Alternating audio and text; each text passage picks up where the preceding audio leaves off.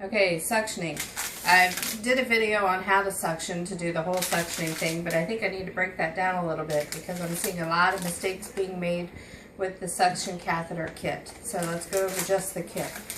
So, make sure you learn this. Peel it away from itself like that, right? This part's sterile on the inside, so you're grabbing the outside of the package. You lay it open. Me, I prefer the gloves on the left.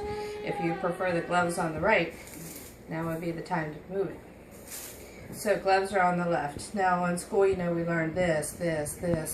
If you just grab here and pull, the rest just happens. So your outside edges are still sterile. Now since I'm not using this, I'm also going to show you what I see that you shouldn't do. So I see people doing this, going, you know, there's no reason, you know what's in there, so just open it. I also see them getting this, picking it up, and getting it all ready like that. You just touched it, and it's supposed to be sterile. So now once you put your gloves on, you can never touch this part again, and actually you can't touch that part either. If you wanted to do that, you would have to shake it out, and then never touch the package again. Okay, so this is in here. So when you're putting your gloves on, again, you were not in surgery, so we don't have to be exact, but just remember it by concept. The folded over cuff, so the inside, this is the part that's going to be touching my skin, is the folded over part. The other side is the sterile part. So the folded over part is the part I can touch all day, right? So if I pick these gloves up and I pick them up like this, that would be wrong because now I've touched the sterile part with a hand that's not gloved yet. So for the first glove, pick it up anywhere you want on the cuffed part. You can see where the fingers are. Obviously I'm touching it now with my hand. You wouldn't do that either. But see where the thumb is, kind of aim it that way. Wiggle your hand. Okay, now I'm partly in. This is what I see.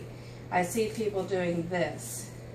Don't do that because now you've just slimed your whole glove, right? So if it's like this and you don't have it all the way on yet, you still can touch the inside because that's still the dirty part. If it's not all the way on yet, don't worry about it because as soon as you put this glove on, you'll be able to fix it because then both of them will be sterile. Okay, so this one's sterile. The inside cuff, or you know, the outside of the cuff part here, I can still touch with this hand if I wanted to, but that's the hand the glove's going to go in. So this is where you go inside the cuff. So this hand's sterile, and where I showed you before, the inside of this cuff, folded over part, whatever you want to call it, is sterile. So these guys can touch. Then put your hand in, line it up, and can you see? If I did this, that would be wrong because now my sterile hand just slimed all over the hand. So it has to stay on the outside of the glove. So it would have to be like that. See, I still haven't touched anything. Now if my fingers weren't in the right spot, once I have both sterile gloves on, that's when I could fix it. I could pull this all the way off if I wanted to and start all over. I can because it's sterile still because this hand was sterile. Alright, so put this glove back on.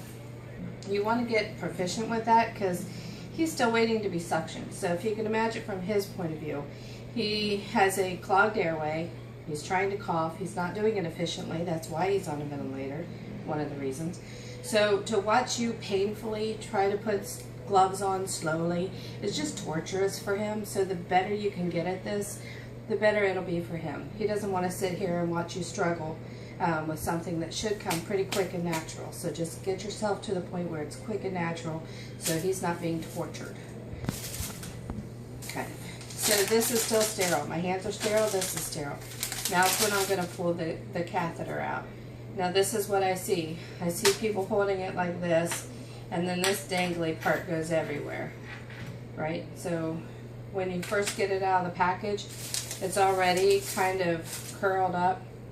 Just kind of keep it curled up. Pick up the piece that you want. Pick it up all curled up. It's all curled up. Pick it up all curled up. So then this hand can be dirty. This hand can be sterile. And then this is where I was going to go get everything. Now the other thing I see is when you turn around and pretend there's a suction machine here, when you try to get the tubing off, if you can't get it off with this hand, don't come over and try to pull it off with this hand, because this hand's no longer sterile now, and definitely not the catheter. Especially when it comes to suction equipment. That's the dirtiest place in the room, except for colostomy stuff. But so if you don't think you're going to be able to get that off with one hand, take it off beforehand and have it out in front of you. So then you hook this up. You can still touch this part. Now if I'm holding it here, it's too dangly. There's no way I'm going to get it in my thing, in my suction tubing. So I need to hold it down closer to where the tip is and then put it in the suction tubing. Alright, now you still can't touch anything with this hand, right? So this is all curled up in this hand. You have your suction tubing on here. Nothing's dangling anywhere. You have good control over everything. And this is the hand you're going to disconnect them with, and then you could do it with the thumb action. And then pick this back up and suction them. Now when you're done suctioning them and you come out, out, out, out, I see people do this. Don't do that, because now you've just touched the hand that wasn't sterile and all the tubing that wasn't sterile. So even when you come out, you got to stay on top of the clear tubing here, because that part's all dirty.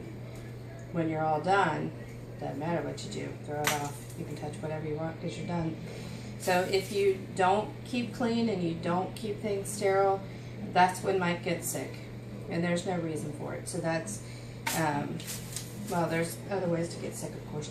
But this, if you can just prevent the spread of bacteria and viruses and germs and everything by just doing this correctly, then it goes a long way in keeping them out of the hospital. And that's what we want. So thanks.